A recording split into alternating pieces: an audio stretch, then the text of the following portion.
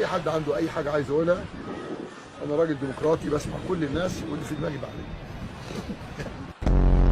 انا على التليفون في شارع مرتضى منصور رئيس نادي الزمالك. اهلا بيك يا فندم.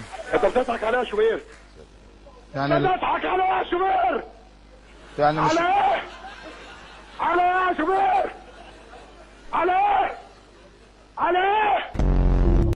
رجع له فلوسه ولا تاني، رجع له فلوسه اللي خدها عشان تجيبه. عيب. عرفنا بقى في الاخر هقول الاسم، والله هقول الاسم.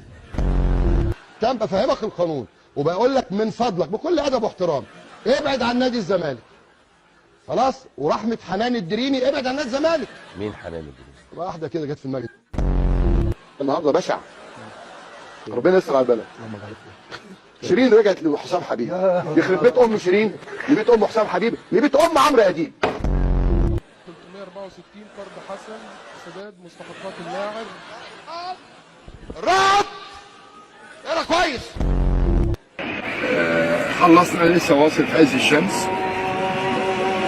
يا رب خدوا، يا رب يا رب يا رب خدوا خدوا. هو اللي في بالي واللي في بالي واللي في بالي واللي في بالي واللي في بالي 6 في بالي، خدهم يا رب. يعني معلم السؤال حاج عايز يسلم عليك يا معلم الحاج. بس انا مش السيسي يا حاج.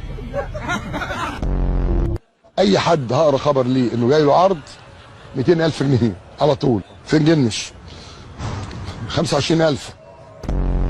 اي حد مش عاجبه الكلام بتاعي يشرب من اي خراره.